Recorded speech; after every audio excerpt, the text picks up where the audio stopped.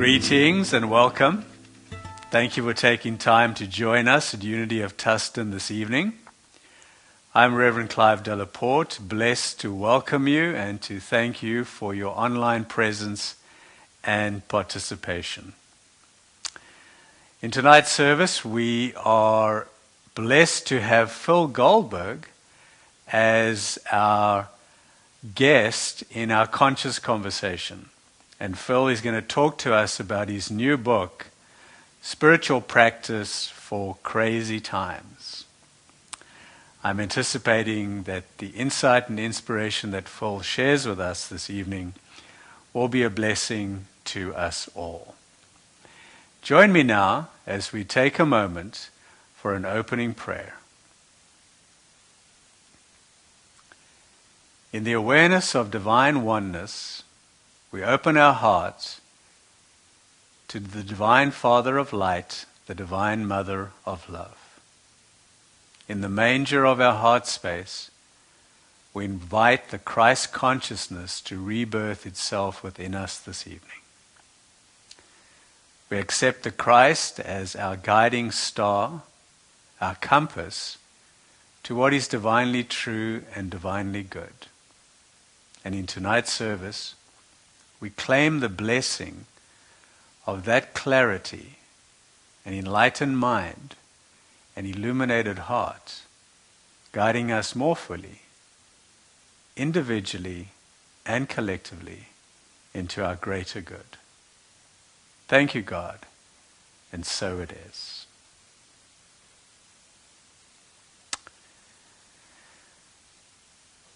This is our final Wednesday, our final week for the power of will, which is the power for the month of August. We take a moment to affirm that power and the facility and the faculty and the ability for us to choose and decide, to be willing and willful and decided and determined in our Christ discipleship, in our commitment to live the truth we know, guided by the light and the love of the Christ consciousness. And at this time we also open our hearts to our prayer list for the month of August. We hold each name on that list in the sacred space of our heart today. We claim for each person on the list the blessing of the Christ, the truth in their heart, and the good in their lives. Thank you, God, and so it is. Every Wednesday evening we are blessed by music videos of New Thought musicians who bring to our service song and music, uplifting and inspiring us. This evening, we are blessed by the music of Sue Riley, and our first song, I Am Love. I am love.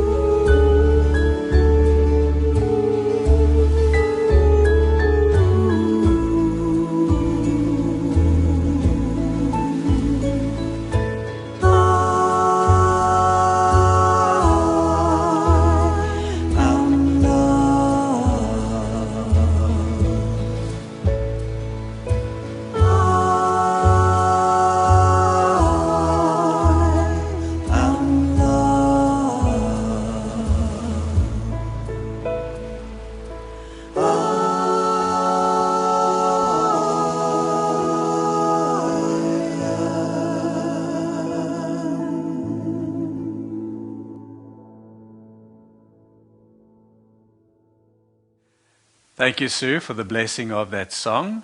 That brings us to our inspirational reading from the Daily Word. The word for this evening is awake, and the affirmation, I am awake to the spiritual path and process of life and living. I am awake to the spiritual path and process of life and living. Wouldn't it be wonderful to experience consciously life and living from a place that tells us, I am enough, I am beautiful, I am loved and loving, I have the power to do whatever I desire, I am connected to infinite good. Wouldn't it be wonderful to know each and every day that I am living from my divinity? The work of spiritual growth is to find ways to peel back the layers we have created and allow our natural essence, our divinity, to be experienced and expressed. Are we willing to be transformed by letting go of the familiar patterns of our thinking, our feeling, our speaking and doing? Are we willing to release judgments of ourselves and each other? Are we willing, are we committed, are we determined to start living not so much from the awareness of our humanity, but from the awareness and possibility of our divinity? Self-awareness opens up a world of choices and opportunities which come from living from the awareness of our divinity. From this place of infinite potential and possibility, Spirit uplifts our minds and illuminates our hearts to see that with God all things are possible. In the awareness of Spirit we are awake. In the awareness of Spirit we are awakened to all that is and all that can be in divine potential and possibility. Our sacred text for today is 2 Corinthians 3:18. All of us, with unveiled faces, seeing the glory of God as though reflected in a mirror, are being transformed into the same image and likeness. Again, the word for today is awake, and the affirmation, I am awake to the spiritual path and process of life and living. We bless these words. We bless this reading. We open our minds to receive the insight and our hearts to receive the inspiration. Join me now for a moment of meditation as we bring these words into realization within us.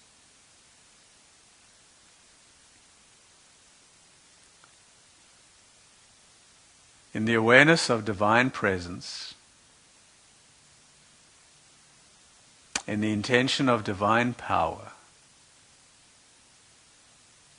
we come together into the union and unity, the sacred space of meditation this evening.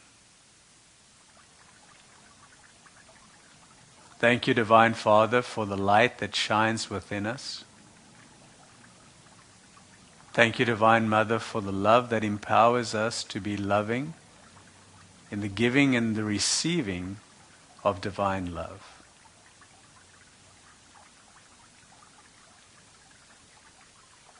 Invite the body to relax.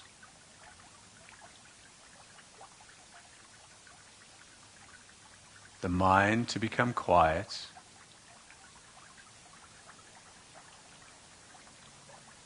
And invite calmness into your heart.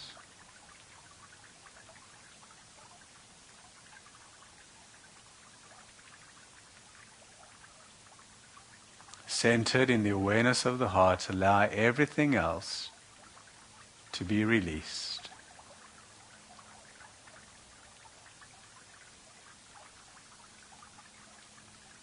You are awake now. You are awake to the awareness of spirit and the enlightened understanding of the spiritual path and process of life and living.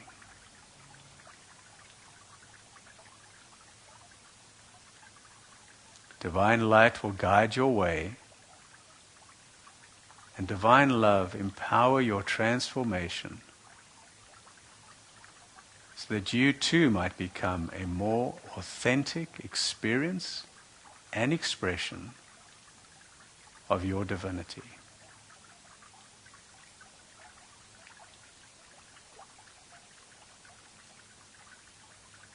Uplift yourself into that attitude.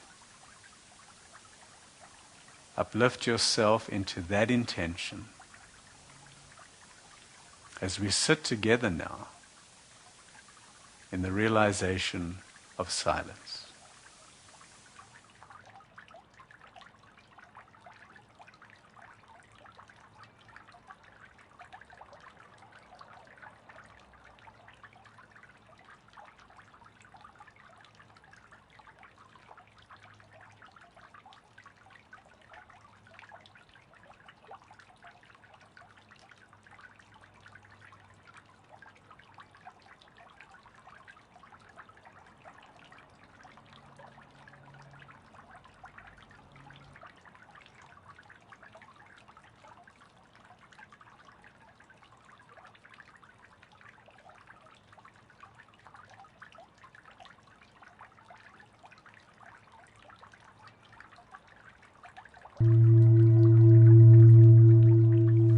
Return your awareness to your heart space.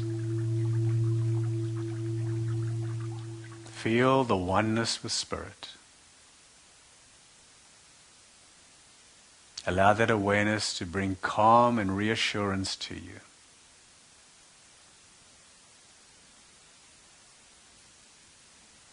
We conclude our meditation with a heart-centered, "Thank you, God," and so it is.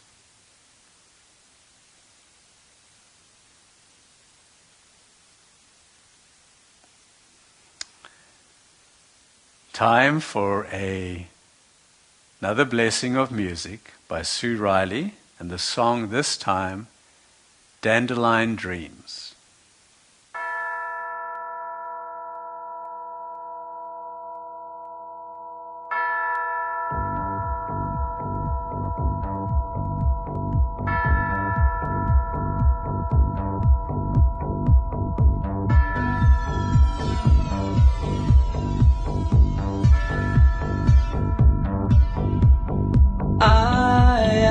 Dreaming, you can't stop me. People pulling me all directions, good intentions, manifesting with my blessing, my new direction, searching through with guessing. This is the way it's gonna be. Life is a flower blooming for me. My dandelion dreams, my dandelion dreams. Waves are crashing.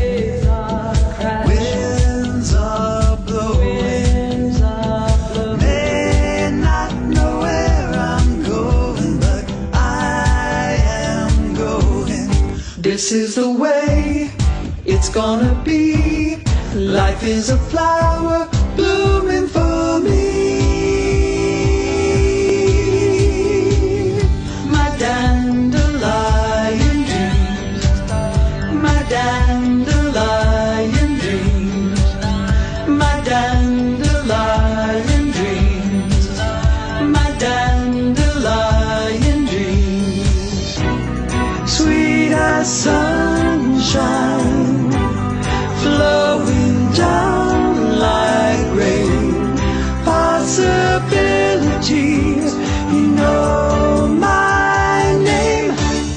After the blossom, I'm tossing the seeds into the wind. After the blossom, I'm tossing the seeds into the wind. I'm setting them free. My dandelion dreams, my dandelion dreams, my dandelion dreams, my dandelion dreams, my dandelion dreams, my dandelion dreams, my dandelion dreams.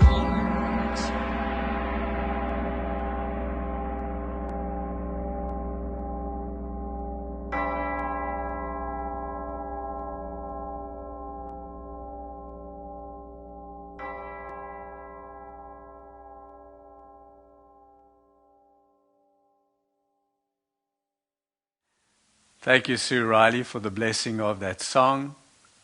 That brings us to the highlight of our service this evening, our conscious conversation with Phil Goldberg and his new book, Spiritual Practice for Crazy Times.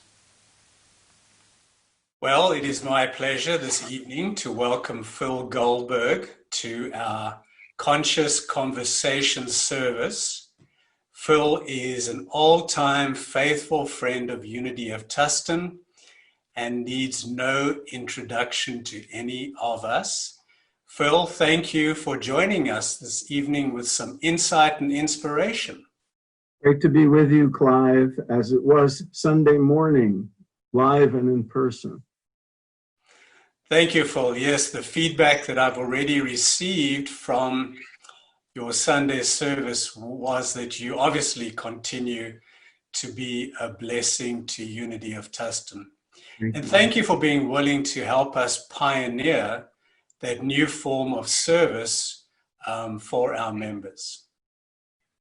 I was honored. Thank you. Phil, today, this evening, I'd like to take an opportunity to do a deeper dive into your topic last Sunday, and of course your new book, Spiritual Practice for Crazy Times. You mean this one? Yes. Oh, and by the way, we do allow shameless plugging on our conscious conversation. I just did it.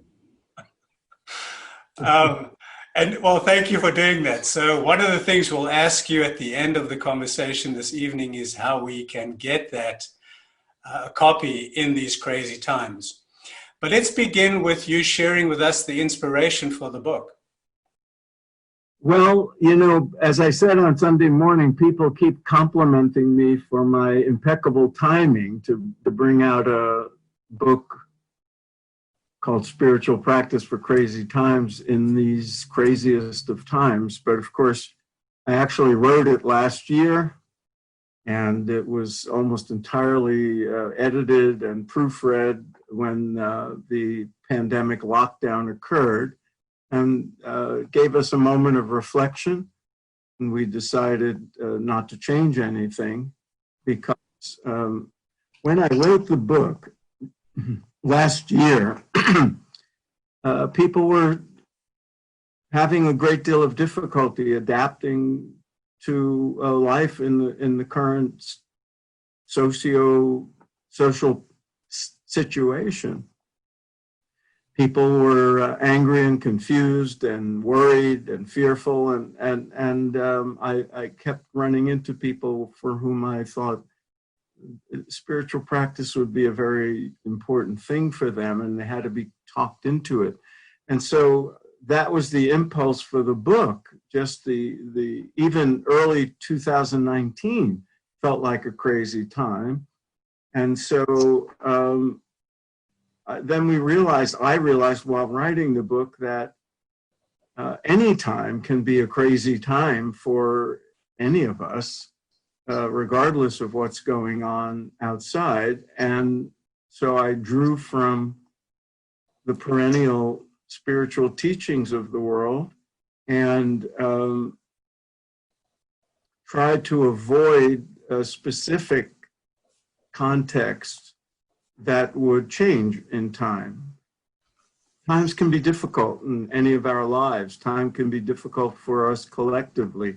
And so I think the book will be as pertinent 20 years from now as it is today, and it would have been 20 years ago. So it's essentially taking a spiritual approach with an orientation toward practice. You know, it's a very pragmatic book. It's not high philosophy. It's methodologies for the most part with the proper context for people to employ in their lives, to spiritualize their lives, to help them essentially maintain the inner peace and equanimity that is our birthright, that is our true nature, and that we can have access to through various spiritual practices. Thank you for that. Yes, the book is so clearly aligned with the unity faith and philosophy. And last week, prior to you blessing us as our teacher this past Sunday, I took a moment to revisit the 5 unity fundamental principles with an emphasis on principle number 5, which is live the truth that you know. Live the truth that you know. I love one of the spiritual principles for me that I use every day is that life is an opportunity to live and to learn and to grow more fully. And so in that attitude and intention, and this is the blessing that I got from your book, in that attitude and intention, all things with the right attitude and intention can serve your highest good. They don't need to be classified as good or bad. You know, in the divinity of each experience, we can ask ourselves, how is this an opportunity to better practice these guiding principles? Your thoughts on that, Phil? Well, I couldn't agree more. One of the chapters in the book has to do with mind, with how we perceive the situation we're in, what our attitude is, how we frame it. And what I find is what you call, what you said as a unity principle. There's also principles going back thousands of years in the yoga tradition that do the same thing and advocate the same thing. And now psychologists studying, especially cognitive psychologists, studying the impact of how we frame a situation can radically change not just how we behave in the situation, how we feel in the situation, but even our physiology. And so I'm with you 100% on that. And it's more subtle than just, well, if you're worried, if you're fearful, if you're angry, adjust that framing to its opposite. Think positive.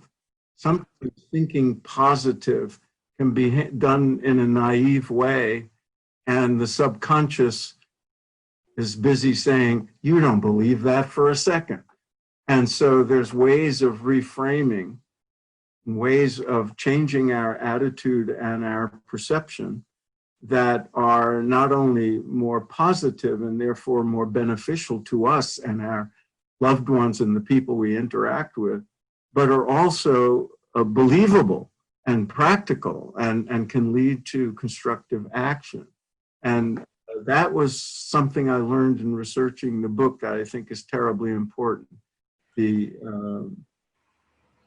That and what you also said, that every situation can be framed as, what can I learn from this? How can this help me grow? How can I become, how can I deepen my spirituality through this experience? How can I be a better person going forward from this experience? What's my curriculum here at this moment? What am I being given as a learning opportunity, difficult though it may be. And framing something that way is a radical shift of the mind, because it prevents us from getting caught up in the loops of worry or fear or anger. So I'm with you 100% on that, Clive. Wonderful. Yes, thank you for expanding on that, expanding and expounding. While you were talking, I was being reminded, one of my sources of reading is the I Ching, and just to get an east and west balance on spirituality, I often go to that for personal reading or commentary on it. And I remember reading recently that the Chinese symbol for crisis and opportunity is the same symbol. Yes. It's the context of the sentence that determines the meaning. And I found that so reassuring and such an affirmation of the spiritual attitude and intention we're talking about. I also particularly loved, and this is me personally, I particularly loved the word practice in the title of your book. Because so often we feel that we come to this life knowing everything we need to know and fully equipped. But I remember Myrtle Fillmore saying that life is a school and God is your great schoolmaster. And not using a euphemism, she said, and God knows exactly which problems you need to face to bring out your highest good, And so the word practice to me, and I'd love to get your thoughts on this, means that we don't get it right the first time. We're being encouraged to persevere and to rededicate and rediscipline and redisciple ourselves every day to the divine within and the spirit that guides us. And so it's almost like we are spiritual athletes. I'm a bit of an athlete, so that's an easy reference for me. And I'm called to each day practice, train, exercise my spirituality. Your thoughts on the word practice? Well, there's this old joke of New Yorkers know about the tourist who stops someone in the street and says, "How do I get to Carnegie Hall?" And the answer is practice, practice, practice. And that's how I see, to a large extent, what it means to be on a spiritual path. And when I was working on the book, and the title actually came before the book, and to my surprise, it never changed. There are two ways, I think, we can understand practice. In the spiritual context, practice can be almost synonymous with a method or a discipline. So, I meditate every morning. That's my core spiritual practice. Prayer is a spiritual practice. Mindfulness is a spiritual practice. For some people, doing hatha yoga exercises is a spiritual practice as opposed to just a fitness program. So what is a spiritual practice is largely an individual consideration, but there are certain things that are understood to be spiritual practices. I tried to, in the book, draw a wide net and say you can spiritualize anything that uplifts you, that feeds your soul, and it becomes a spiritual practice. Listening to a song can just be, listening to a song, or it could be a spiritual, sacred moment. Walking in the beach could be exercise, or it could be a sacred form of exercise. So practice has that connotation. But then there's the other connotation of practice as a verb, that to practice, and that you need to keep doing things and try new things, and that's a form of practice.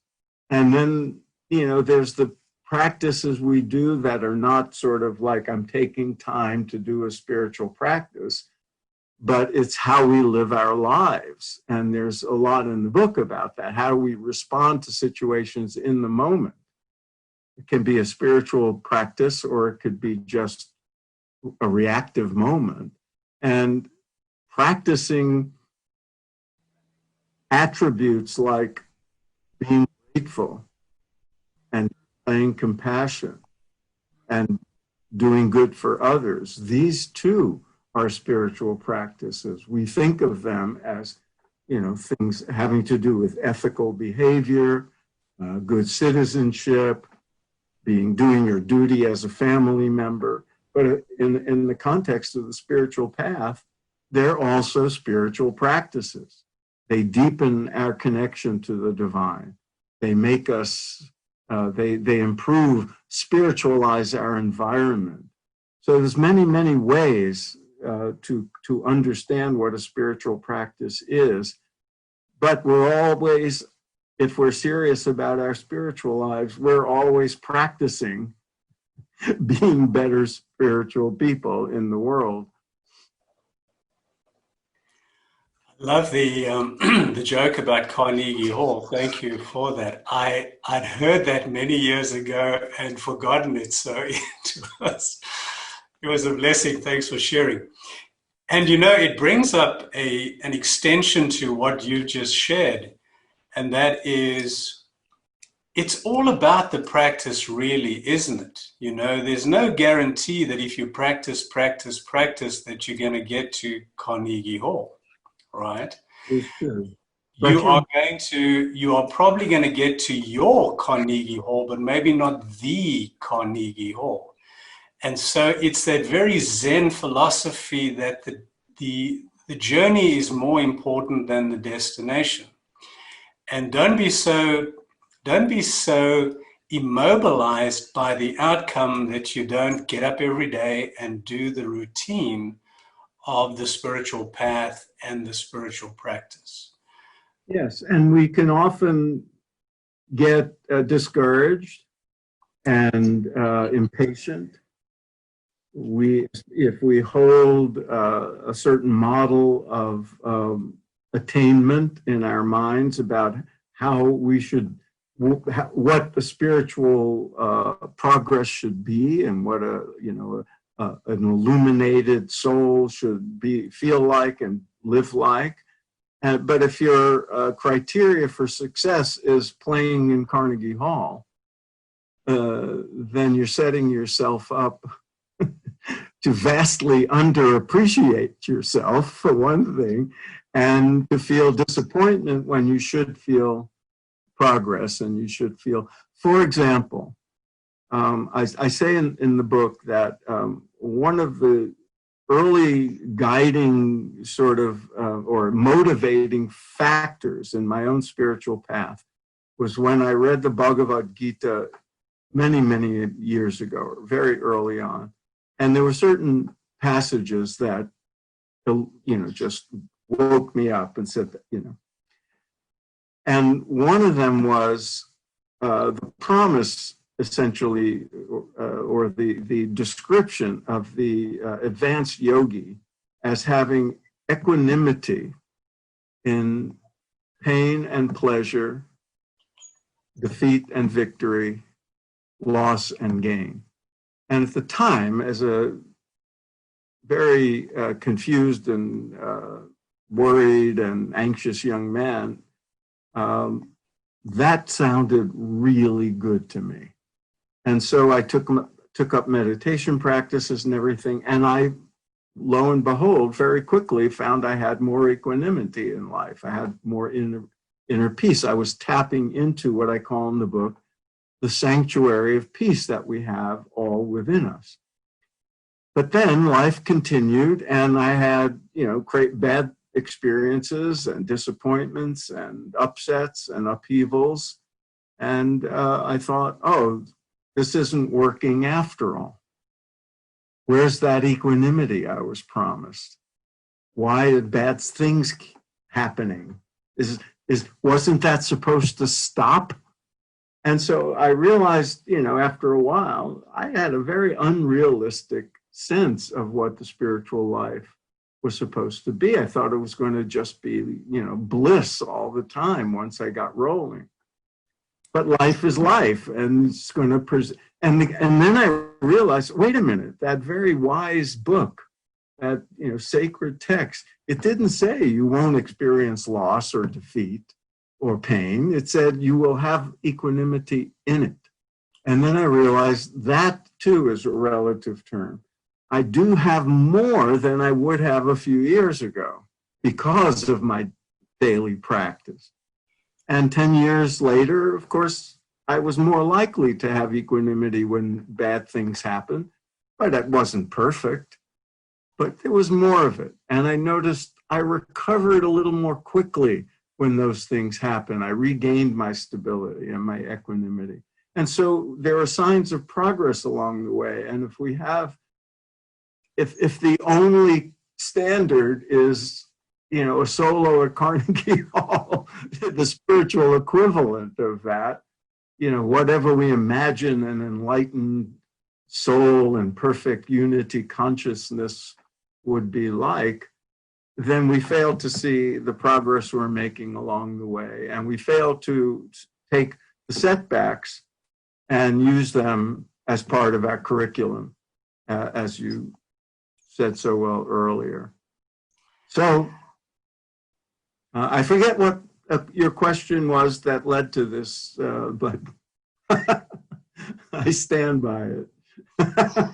Well, I just love the answer. Yeah, it also highlights for us, it takes us full circle to where we started the conversation this evening, in finding meaning and purpose in all of life's experiences, right? And the spiritual practice for crazy times is that even in crazy times, even in times that challenge us, these are ordered events in our spiritual path, opportunities for us to continue and persevere in our spiritual practice and to realize divine principle more fully in us and demonstrate it more fully through us. So yes. Phil, go ahead, please. I would add one thing. Sometimes these experiences, one of the possible lessons to draw from it is maybe it's time to adjust our repertoire of spiritual practices. Maybe we're called to do a little less of something we've been doing or a little more of something else. Maybe it's time to add something to our inventory of practices. Maybe something has grown a little stale and it's time to, add something else. Our toolbox doesn't have to remain stagnant or the same. There's and especially in our day and age when, we're no longer living in little villages where the only spiritual guidance we can get is from whoever happens to be the local priest or minister or whatever. We have access to all the world's spiritual teachings and a vast variety. It's probably too much. It can be overwhelming, but we do, if we practice discernment, have the opportunity to learn new things all the time. And that's, I think, also a great blessing now. And for those of us who are fortunate enough to be going through this pandemic with all the limitations and all the restrictions on our comings and goings and all the psychological challenges that it brings to us, if we're healthy and if we're able to use the time as an opportunity for deepening our spiritual lives and to make it something of a retreat or a sabbatical, then we're blessed. With all the suffering out there, we should be deeply grateful, and it's an opportunity to use this as a time for deepening and expanding our spiritual lives. And with respect to learning, one hopes that we when this is all over, we will have learned a lot and be all the better for it. And maybe collectively also learn valuable lessons. Phil, I think that is the perfect place, that's the perfect thought, positive and uplifting, yet practical, for us to conclude our conscious conversation this evening. Before I thank you for taking time to bless us this past Sunday and this evening, can you remind us where we can get access to your book? Well, usually I say mosey on down to your local bookstore, but that's unlikely to be happening in this day and age. But all the online resources will be carrying the book in all forms. The nice little paperback came out just a few weeks ago, but the ebook for Kindle and all the other platforms has been out a while. And I want to say this because it's important. Also, the audio book is available. And I have to say, as I drove to and from Tustin on Sunday, I listened to it for the first time. And I was expecting to hate it because I'm not exactly Morgan Freeman. But I actually liked it. So I'm going to publicly advocate the audiobook. But the ebook, the electronic digital version, is available for only $1.99. The publisher wanted to make it accessible to as many people as possible in these difficult times because we think it's a worthwhile offering. And so Amazon and Barnes & Noble and all the other platforms for purchasing books, there it is. And if you go to my website, to philipgoldberg.com, all the links are there, and also just instructions. If you want the audio meditation instructions that I created, I will send that to you if you email me. If you buy the book and then let me know you want it, I'll send it. Wonderful. Well, it sounds like a very valuable, practical, and helpful package deal, book and guided meditations. Phil Goldberg from Unity of Tustin, from our heart to yours. Old friend, thank you for blessing us again.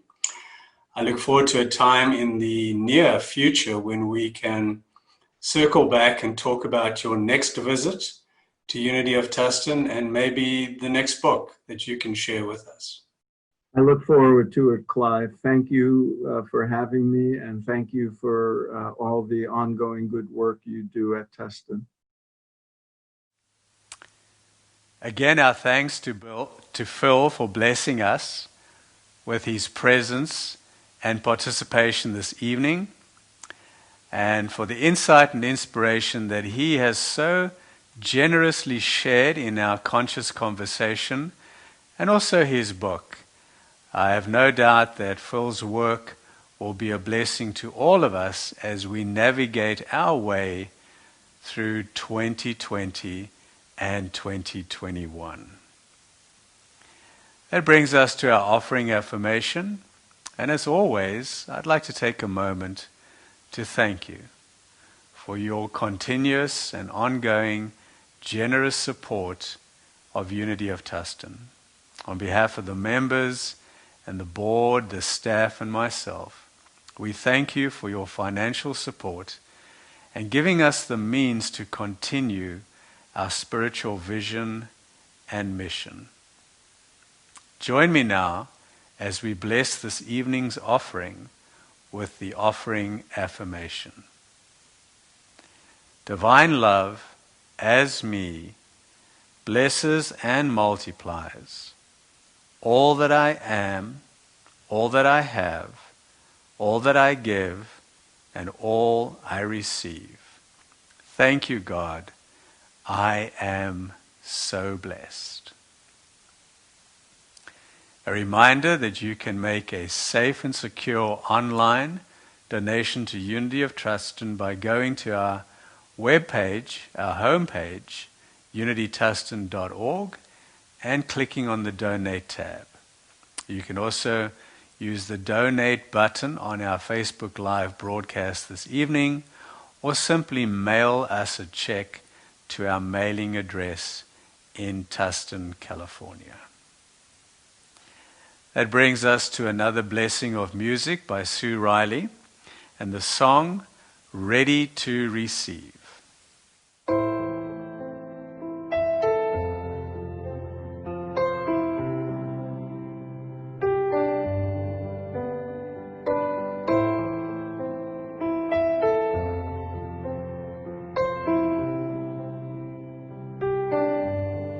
Come to me,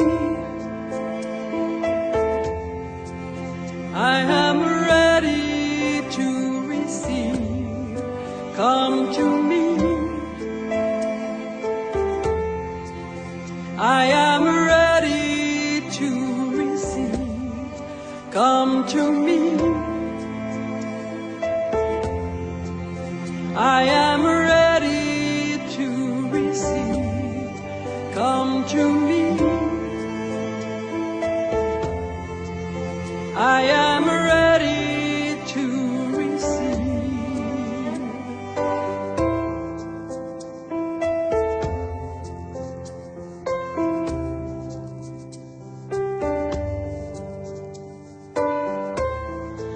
I am open to love. I am open to love. Come to me. I am open. I am ready to receive. Come to me. I am open. I am ready to receive. Ready to receive,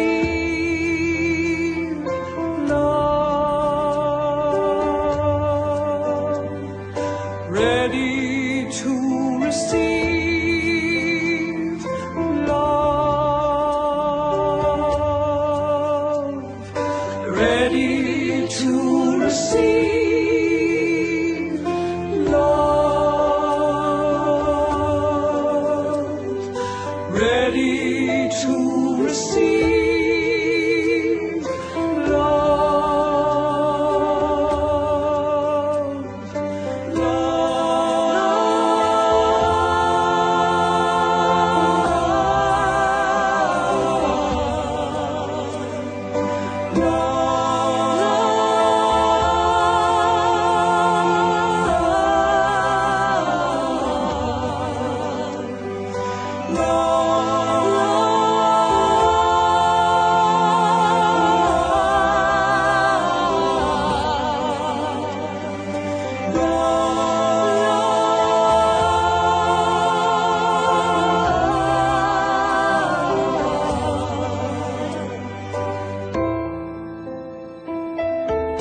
My heart is open.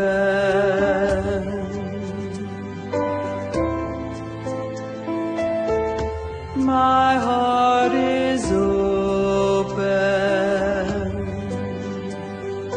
Ready to receive. My heart is open. Ready to receive. My heart is open.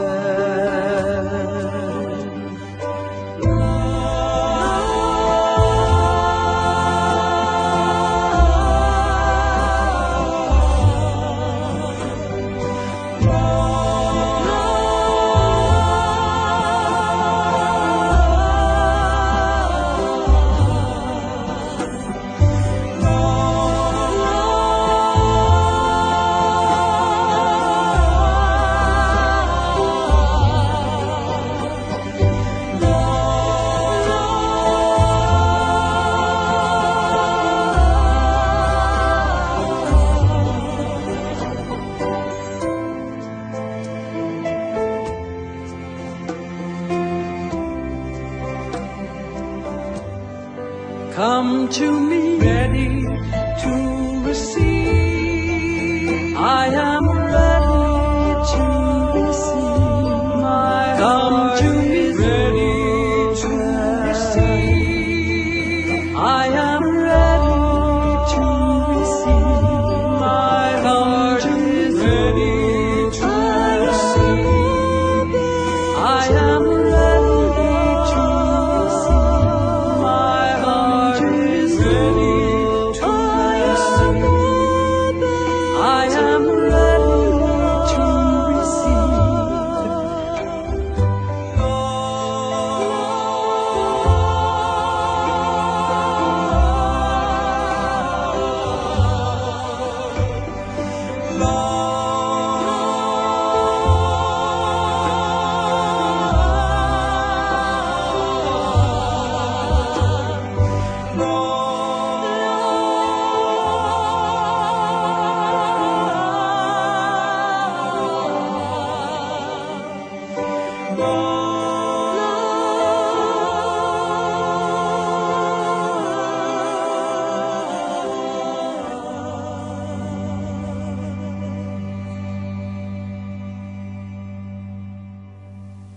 Thank you, Sue, for the blessing of your music tonight. We invite you to support Sue K. Riley and her music ministry online.